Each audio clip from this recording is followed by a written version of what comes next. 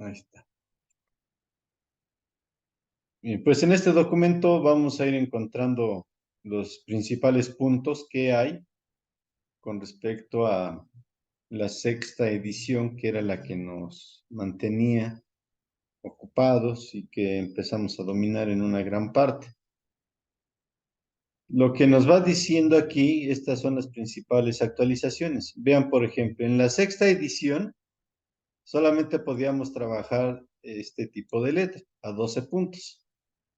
Ahora, para la séptima edición, ya se puede trabajar, por ejemplo, Calibrí, pero a 11 puntos. Arial a 11 puntos. Lucinda a 10 puntos.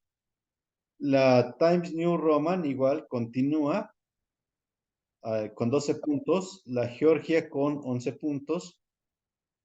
¿Se fijan? Entonces ya es permitido otro tipo de fuentes, pero con diferentes puntajes. Esto es lo importante. Esto es lo importante, esto que estoy subrayando. Quiere decir entonces que ustedes, si van a dirigirse, si se van a regir por la séptima edición, lo pueden hacer con estas condiciones. Si, perdón, si su equipo tiene la sexta edición, lo recomendable es que trabajen con la sexta edición. Sin embargo, es libre. Nada más que todo nuestro documento, todo lo que vayamos a escribir, tiene que estar en el mismo régimen. Ajá. No se vale que vayamos mezclando. Bien. Ahora vean la siguiente, con respecto a los márgenes. En la sexta edición se manejaba una pulgada, ¿no? Y en algunos casos podía ser mayor. Teníamos márgenes de 2 por 3. Sin embargo, ahora lo que se dice es que debe haber una pulgada en todos los lados de la página. ¿Cuánto es una pulgada? Aproximadamente centímetro y medio, ¿verdad? Aproximadamente. Eso sería ahora en los márgenes. Entonces, vuelvo a insistir. Si ustedes van a manejarse con la sexta edición, vamos a manejar márgenes de 2 por 3 centímetros. Pero si van a manejarse con la séptima edición, entonces ustedes tendrán que tener una pulgada en ambos lados, arriba y abajo también. ¿Vale? Esa es la Oiga, diferencia doctor, que hay con la sexta edición. ¿Perdón? ahí, una pulgada, pues más o menos equivale a 2,58, ¿no? Más o menos centímetros en México. 2,58. No sé si eso es lo que valga todavía de la séptima edición. No, pues ahí dice que puede ser igual a una pulgada. Entonces, a ver, espera.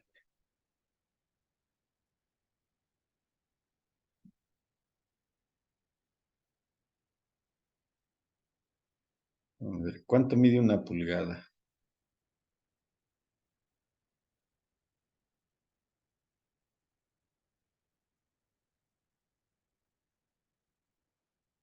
Ah, es verdad, mira que es 2,5 centímetros. Ujú. Tienes razón, 2,5 centímetros. Yo había pensado que era más o menos centímetro y medio, pero si aquí dice que son 2,5, lo dejamos en 2,5. ¿Vale? Entonces, la diferencia que hay ahora es que tiene que ser cuadrado, ¿no? Ni arriba ni abajo puede ser diferente. Todo tiene que ser igualito, a 2,5. Muy bien. ¿Qué pasó, Juancho? No dice qué.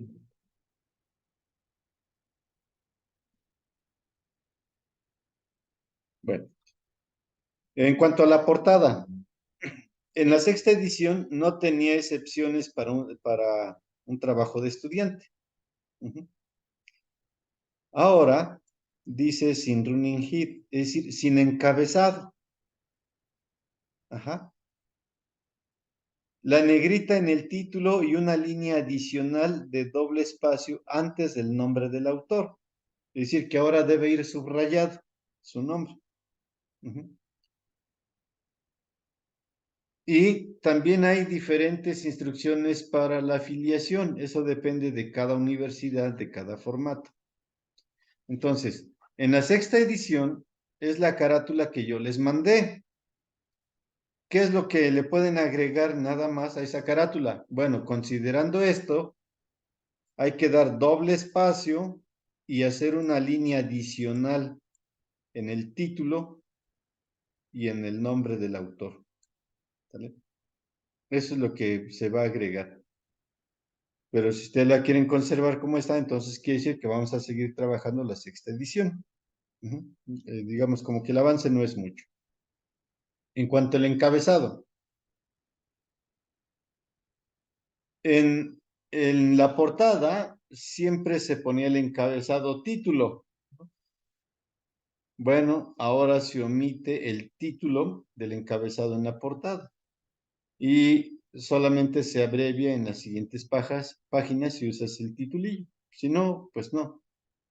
Por ejemplo, en la primera página no se escribía nada y ya cuando empezamos a redactar en la parte superior, por lo regular en la parte superior, escribíamos el nombre del título, ¿no? A cada una de las páginas y el autor en algunos casos. Bueno, lo que se recomienda es que eh, esto lo puedes usar, pero de manera abreviada. Y de hecho, dice ahora que se omite, ¿no? Aquí está, se está omitiendo. La longitud del título, limitado a 12 palabras acá. Ahora, en la séptima edición, es recomendado la limitación, pero no obligatoria a 12 palabras. Quiere decir que podemos tener más o podemos tener menos por renglón. Por renglón. 12 palabras por renglón. Ajá. Quiere decir entonces que su título, como tiene en promedio 21 palabras, porque acuérdense que así lo habíamos manejado, quiere decir entonces que ustedes deberán colocar su título en 2 líneas, en 2 renglones. Es lo que nos está indicando. Anteriormente se podían escribir solamente 12 palabras. Ahora pueden escribir menos en el primer renglón o en el segundo renglón. Eso es lo que nos está indicando.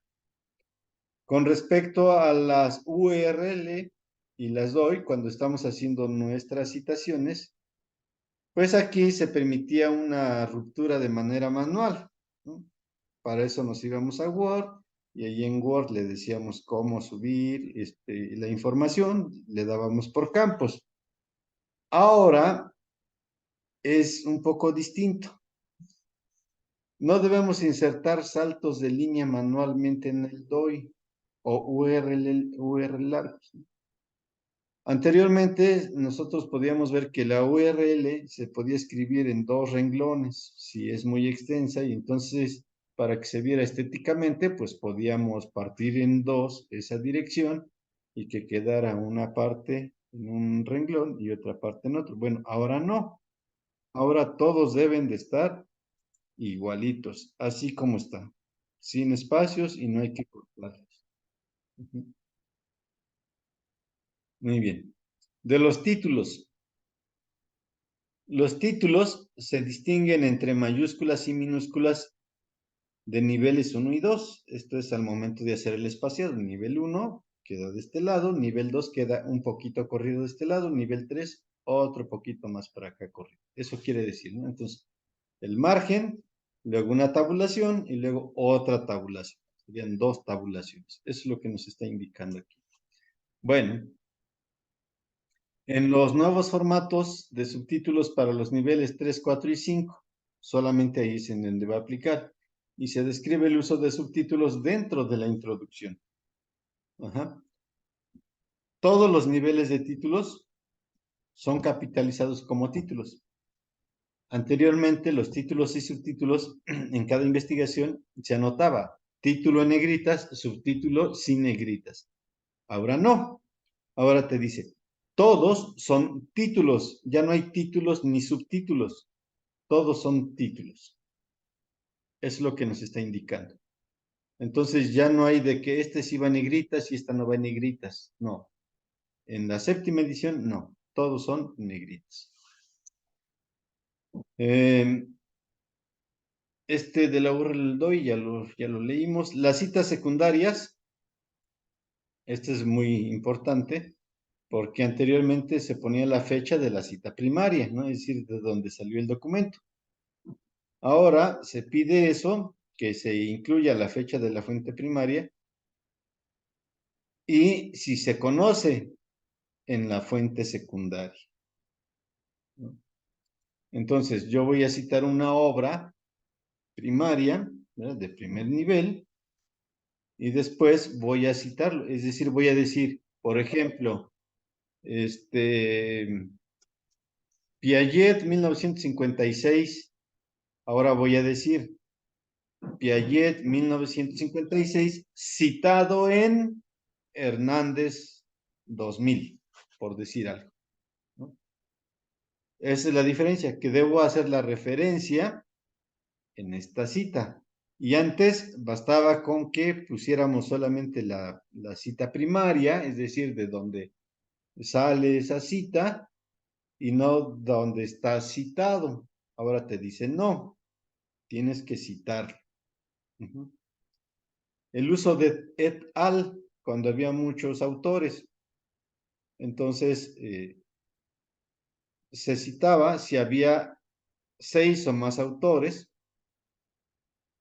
y a veces cuando había de 3 a 5 autores, ya en la segunda cita, ¿no? Es decir, yo tomo una cita, la escribo todos, y resulta que después tengo que volver a citar ese documento. Entonces, en esa segunda cita, ahora ya nada más colocaba yo de 3 a 5 autores, ya no podía, o ya no era una obligación escribir todos. Bueno, ahora en todas las citas de un trabajo con 3 o más autores, siempre que no haya ambigüedades con respecto a la fuente. Es decir, ya no voy a citar a todos, ya solamente voy a citar a 3 autores y con eso es suficiente. Siempre y cuando no haya alguna ambigüedad, es decir, que no haya otra obra con los mismos apellidos. Tiene que ser, es muy difícil que se llegue a dar, pero se llega a dar el caso. Por eso se pide que sea de esta manera, ¿no? Hay que tener cuidado, hay que revisar si no se están repitiendo, y si se están repitiendo, entonces tengo que agregarlos. Ajá.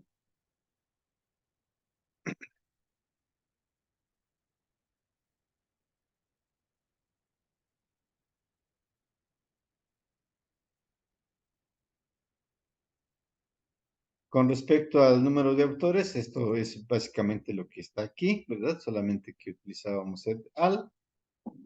Ahora nos está indicando lo siguiente. Dice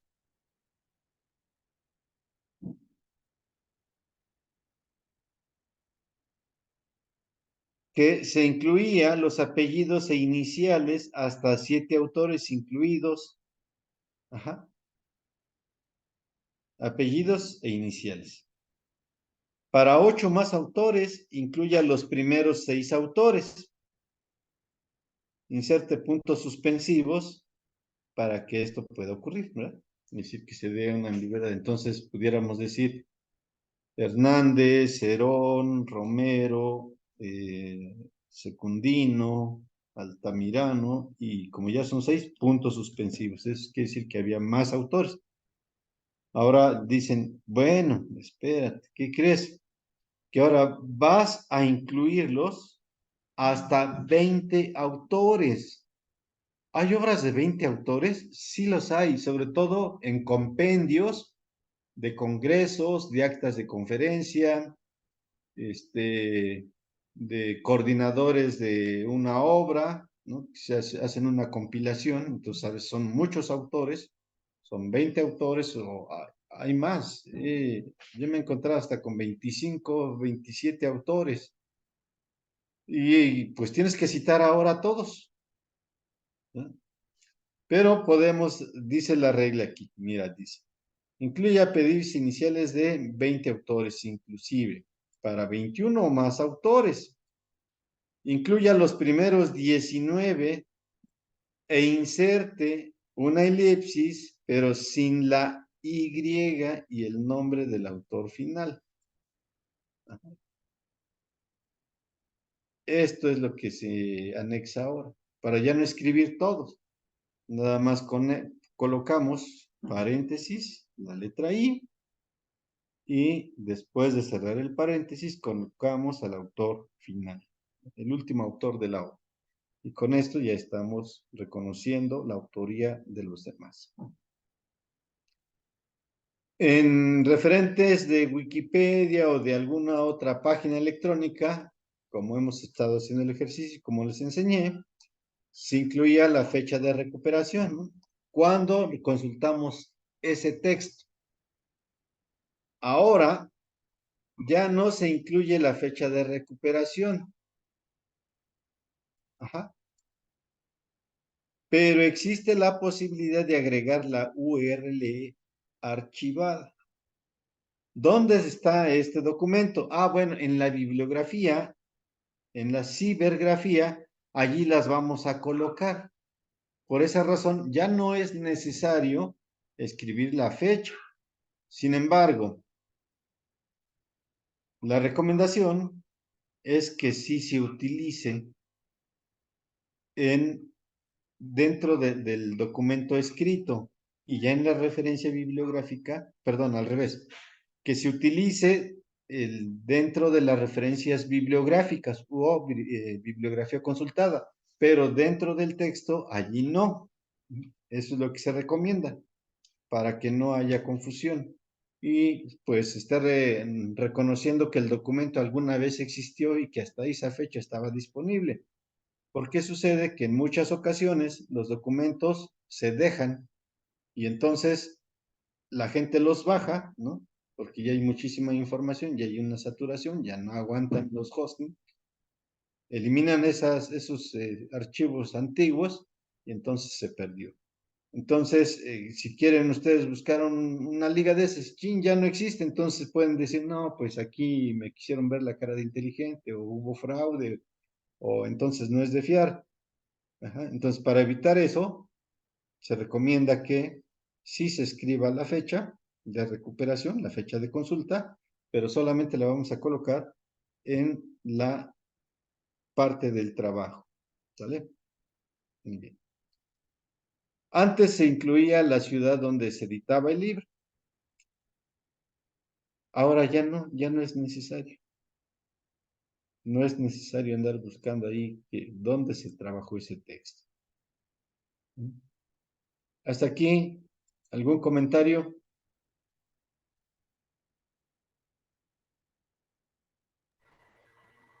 Ahí, doctor, disculpe, ¿qué APA se está, en qué APA se está basando? Esto lo estoy diciendo para evitar que se pierdan tantos tiempos ahí cuando ustedes revisen, ¿no?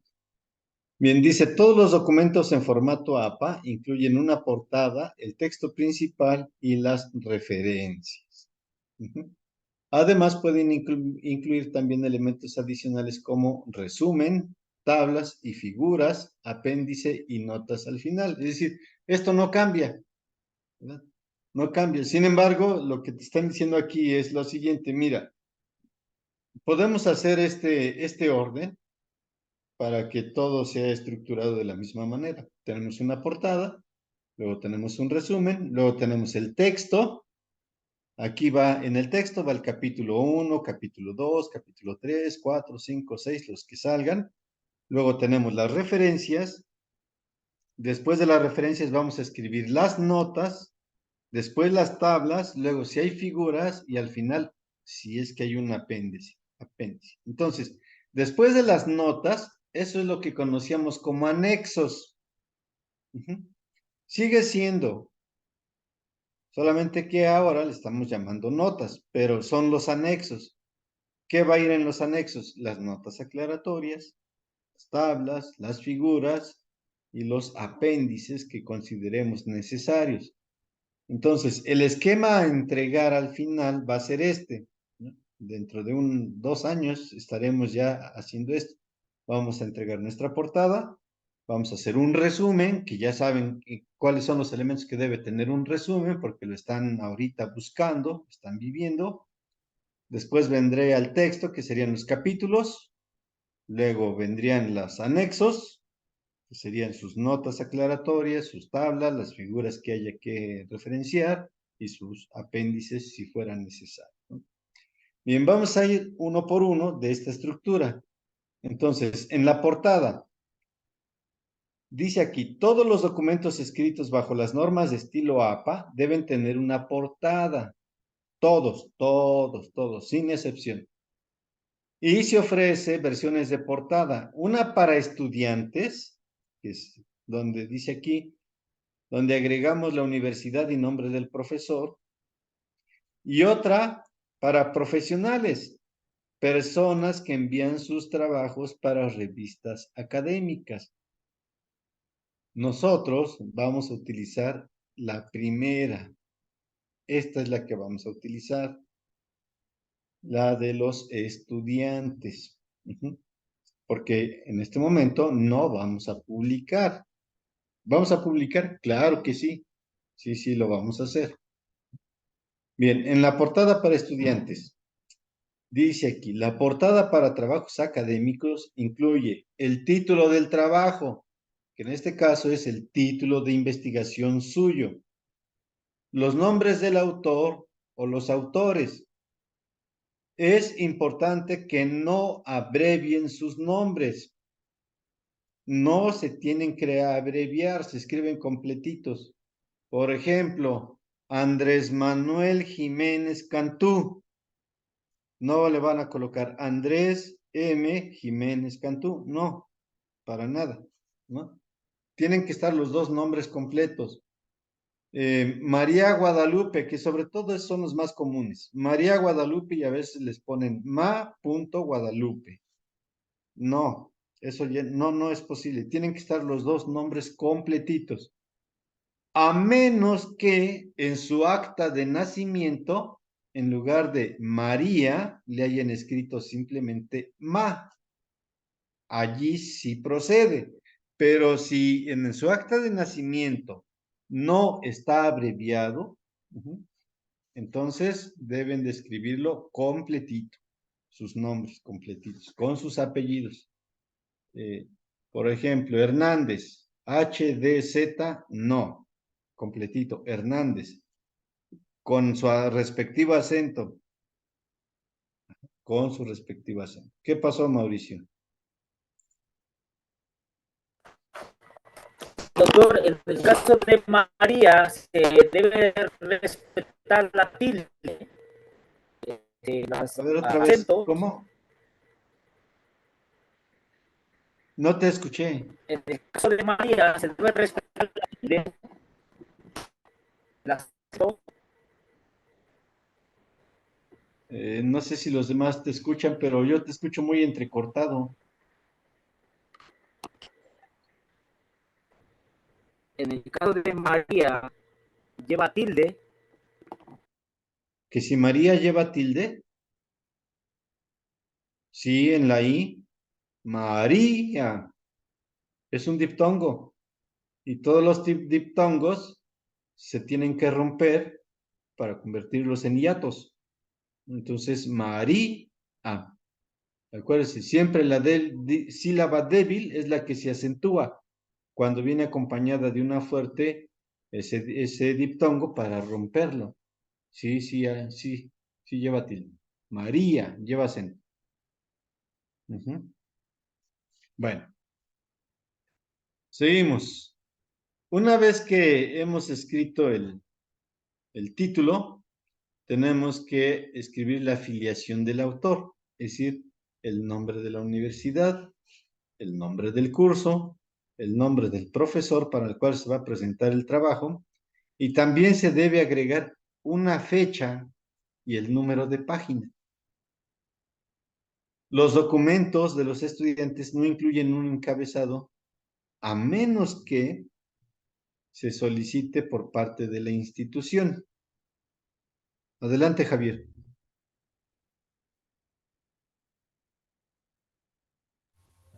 Sí, bueno, estamos viendo el proceso teórico. No sé si pudiésemos más adelante por realizar un ejemplo. Más o menos recuerdo cómo íbamos citando nosotros, cuando realizamos nuestro proceso de tesis de licenciatura.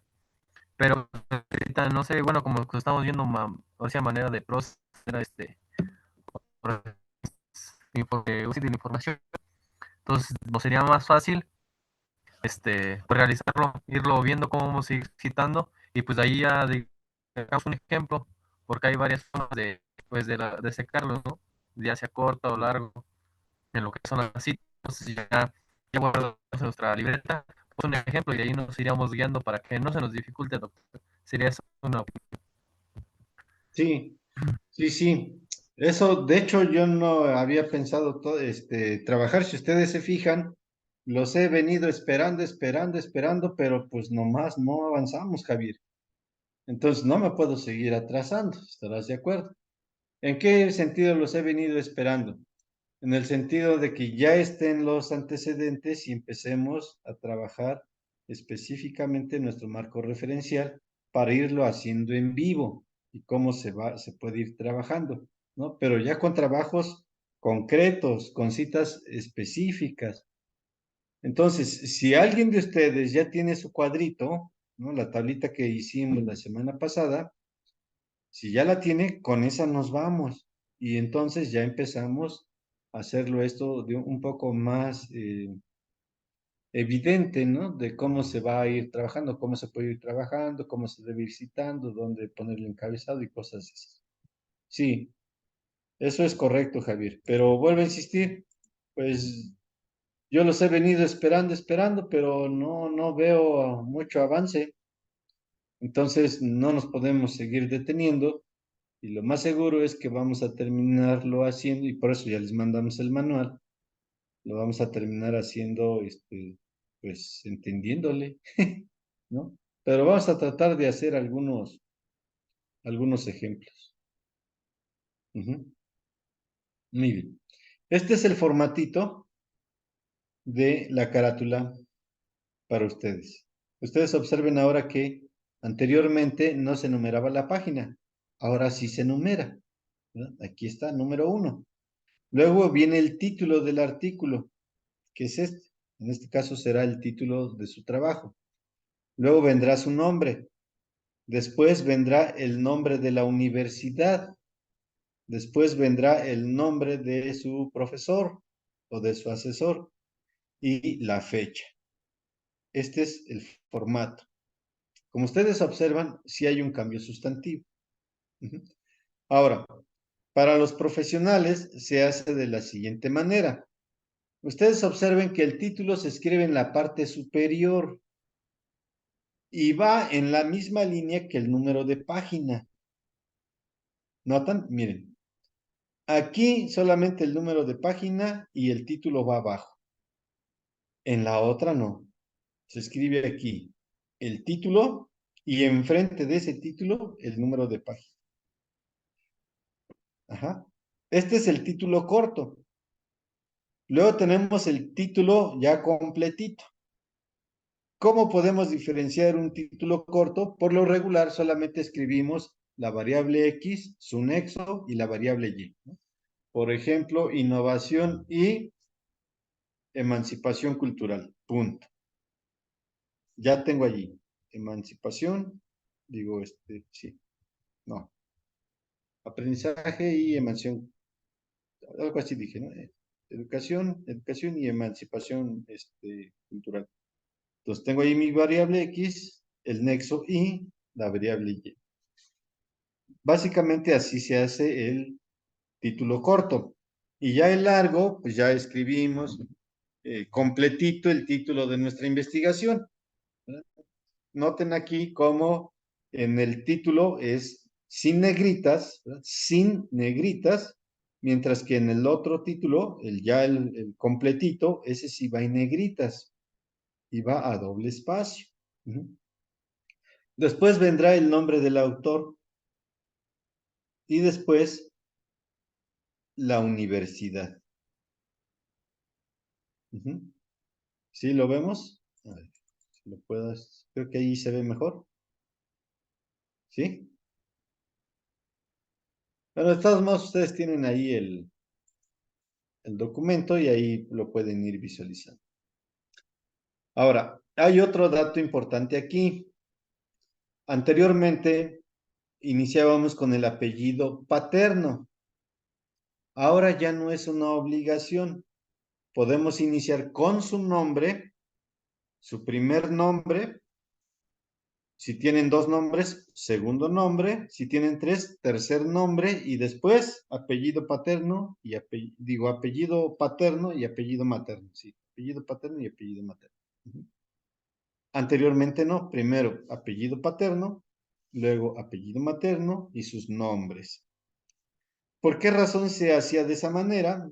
Pues porque es más fácil ubicarlos por apellidos que por nombres, porque hay 20,000 Guadalupes, 30,000 Jesuses, 80,000 Josés, ¿no? 500 Mauricios y 1,800 Javieres y 30,000 Rafaeles. Entonces es más difícil ubicarlos. Por esa razón se hacía por apellidos. Esa era la principal razón. Eso significa entonces que no estamos obligados ahora a hacerlo primero por apellido. Podemos hacerlo por nombre, pero siempre primer nombre, segundo nombre, tercer nombre, apellido paterno, apellido materno. ¿Sí? Y después viene la nota del autor. ¿Qué es la nota del autor? ¿O qué se hace aquí? Miren, a manera de ejemplo. Es una breve reseña suya. Una breve reseña suya. Quiere decir entonces que van a escribir licenciado en educación primaria por la Escuela Normal General Lázaro Cárdenas del Río. Maestro en ciencias de la educación por la Universidad de no sé dónde. Su experiencia docente está centrada en la educación primaria, en la que haya trabajado en los grados de primero, segundo, tercero, cuarto, quinto, sexto, o bien es gestor de la universidad tal, o yo no sé qué más puedan hacer, ¿no? ¿Cuáles son sus centros de interés? ¿A qué se han dedicado? Es una breve semblanza suya, muy, muy breve, muy poquito. Regularmente se hacen unos máximos 7, 8 renglones, lo más sustantivo. Eso es lo que se escribe ahora. Pero nosotros no vamos a hacer esto. Ajá, no vamos a hacer esto. Otra vez, no vamos a hacer esto. Porque esto es cuando nosotros publiquemos. Si vamos a publicar un avance de nuestro documento, por ejemplo, pues entonces sí lo vamos a hacer, pero en este momento no tenemos planeado hacer eso. Hay por ahí una invitación para poder publicar, pero eso lo vamos a dejar todavía ahí al pendiente. Todavía no estamos en condiciones ya de hacer una publicación, dado que no hemos hecho el marco teórico. Una vez que hagamos el marco teórico, ahora sí ya pudiéramos hacer algo. Muy bien. Entonces, como ven ustedes, ¿cuáles son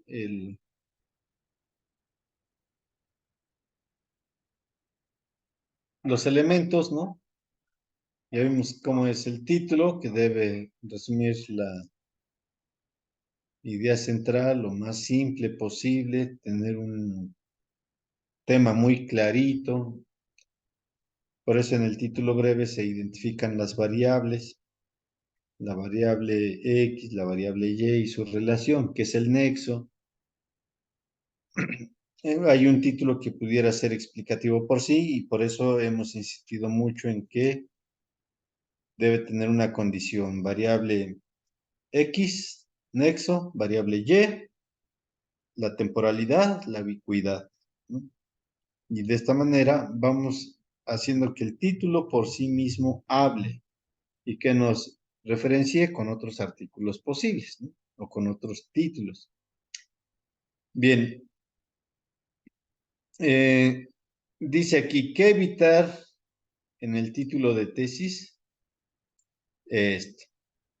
Numerosas obras de referencia y bases de datos. Porque los títulos generalmente los van a indexar. Es decir, les van a crear un código, o ese código es muy probable que ya lo tenga la revista, por eso es un DOI, ¿verdad? Que es lo que hace. Y entonces ese código, ese trabajo pertenece a esa liga. Y por lo tanto, allí es en donde están los derechos de autores suyos, pero el manejo de la información no es exclusividad de ustedes.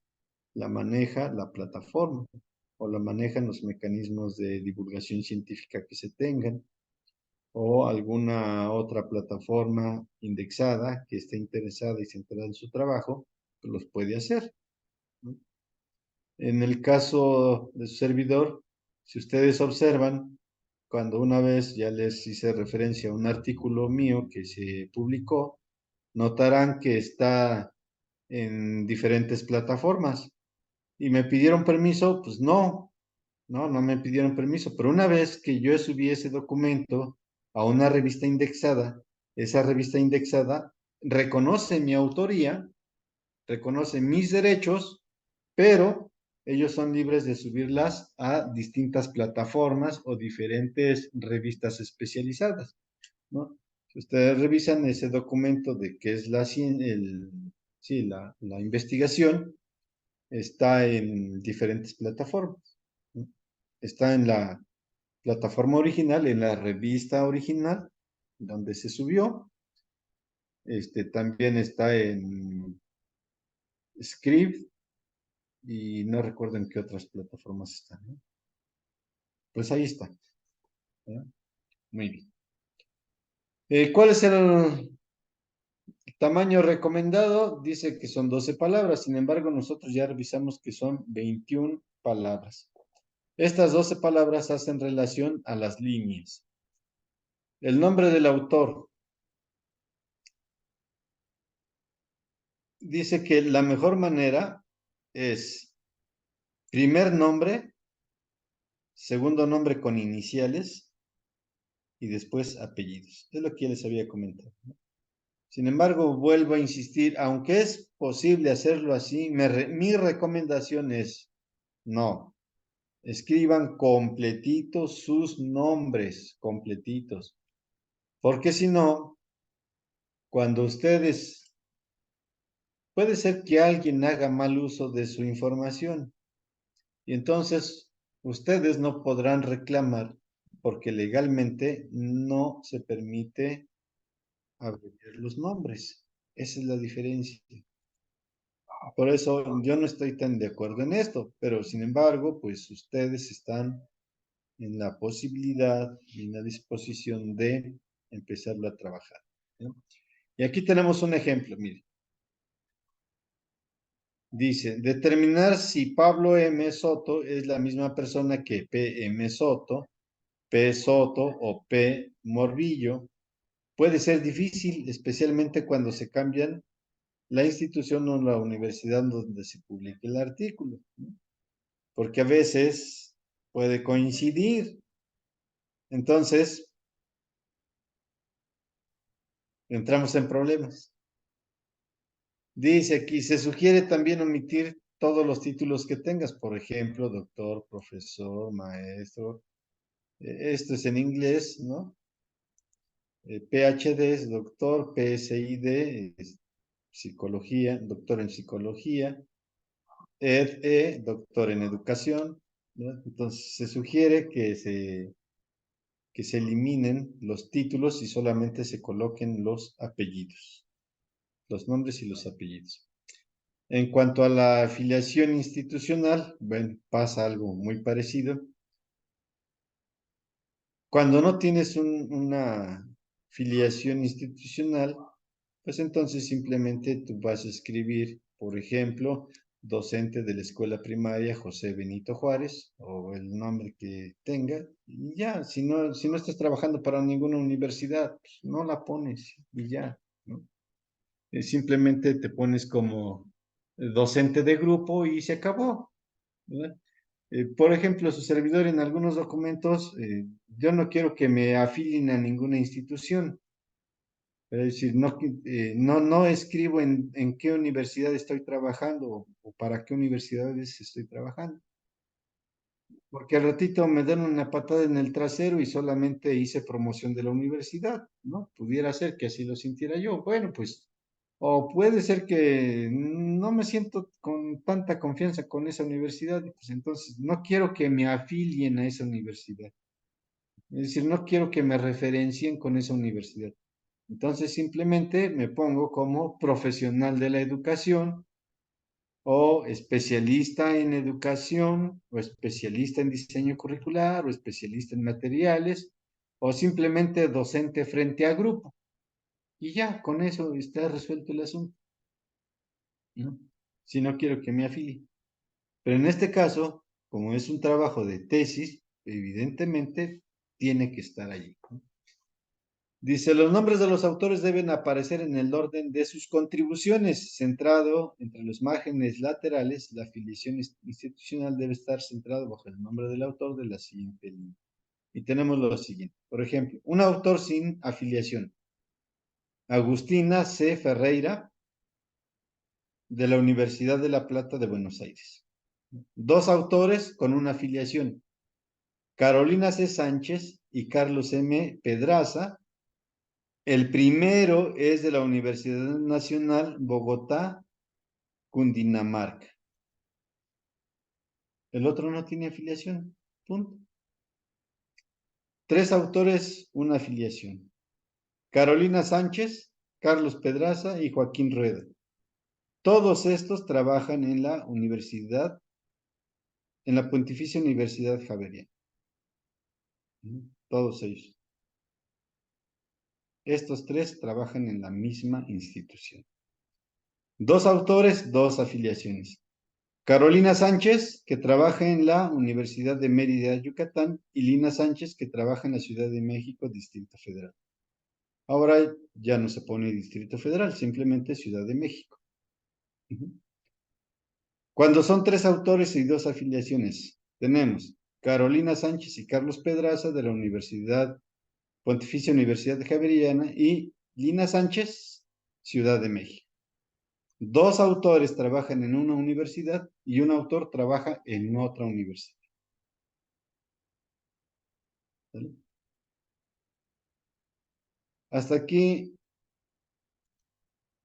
¿alguna pregunta? ¿Alguna duda?